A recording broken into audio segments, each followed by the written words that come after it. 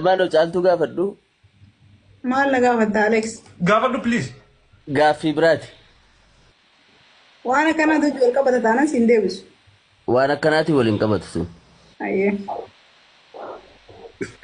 اي إن اتي أنا من أجاتوجي وأنا كنا جي اي اني جالتو انك مكان كبجوني بيت يعني تيميرا وغلي فاغلو وغلو في باتي ريسو ناقل قافت أيه ati eerumteetta abbaa manaa kee baay'ee jaalatta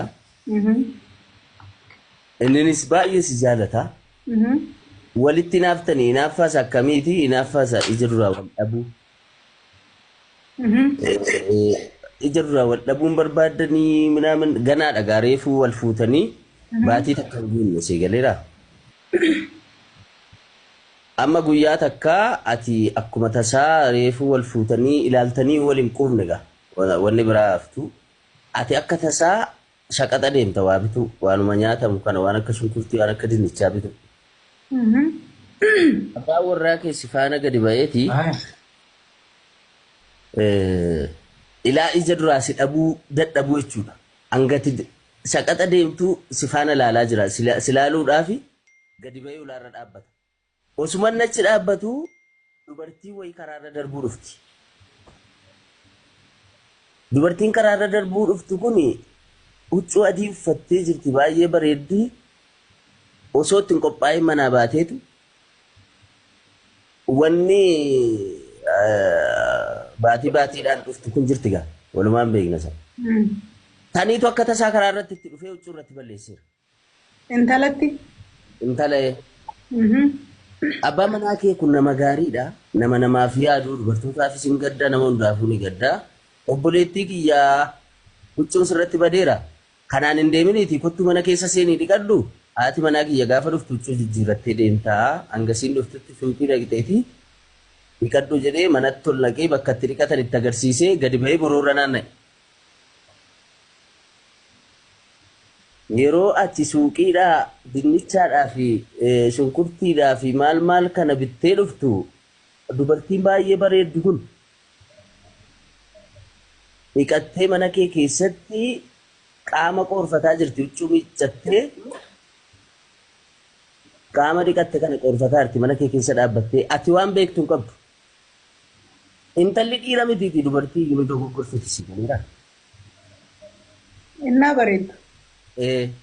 Ati gaafa jalqaba alarraa dhuftee intala kana mana kee keessatti siidhaa qaama qoorfataa jiru kana gaafa argitu tarkaanfiin jalqabaati fudhattu maali? Waan harka jiru san waanuma harka kiyya keessa jiru itti gadhiisa.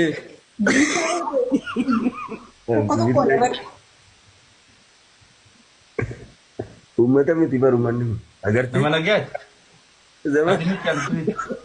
Mana naageesseetti numa ol seentee dhiqattee innaa bareedinaa dhiiraa miti dubartoota ni dogoggorsiisti. Ani immoo dhaabbatteetti ilaala noo hin jiru.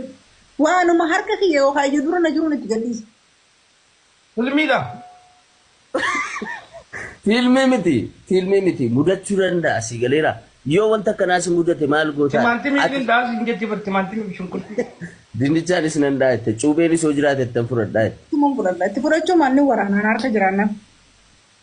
Mee wallaahi caaltuu nama akkanaa ta'e? Yoo ishee sirra humna qabaate yoo. Humna ishiitiin nagalchaa mana kiyya keessa jirti. Humni waan haqa kee dira. Dachaa taatee si dhufti garuu. No, isheen dhugaa qabdi gahumaan balleessini. Firraas dhoorsitu. Firraas dhoorsitu. Mana kiyya keessa uffata kiyya uffattee shaawaraa baatee sanboota bareedina ishii san gubbaan dee'aa digaati. Amma sababuma bareedina isheetii kan akkana si aarse kun. Mana seentee dhiqattee goduun qabu gonkuma goduun qabu inni na eeguu qaban hulaa duratti. No, ati saa sanatti dhufta seesi deegne gaanii birootti ol naanna'e. Nan ilaallatu tishartii isaa fuudhee yookaan uffata kiyya fuudhee itti kanneen ala teessee na eeguu qabdi. Ol seentee dhiqachuun qabdu. Maal itti kanneeti? Uffata kiyya itti kannee uffattee yookaan immoo uftee teessee kabajaan duraanuu baddee mira. Sanas yoo ta'e ati gaafuma argitu waatti galu. Kanuma akkana dadhabne gadhala jaarsana manne. Taakka tirii tarta jaarsana manne hampariira. Amantii maaltu fide zammaanoo? Hayi inni nama dhufee kam? Waan yeroo san tarkaanfii fudhachuu danda'u. Isa irraa amantii yoo qabaate isa gaafattee dabbaafachuu qabda. Maal dhiqattee taphateen gaafa dhaabdee na duratti as baatii warsanuu osoo mana keessatti illee ittiin argu. Osoo si ta'e yoo intalli sun osoo si taate yoo.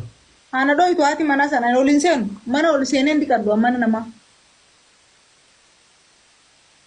Bar namichi wal hubatu jaarsaaf jaartii wal hubatu isheenis yoo dhufte akkuma isaatii nama gaariidha jetteetu ol seente rakkina dubartiiti.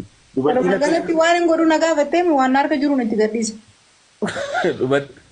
Kanum namichi caaltuutti mana maali maatii caaltuutti jimaa ergachuudhaa jirtu yoo jiraatte as jala reebi.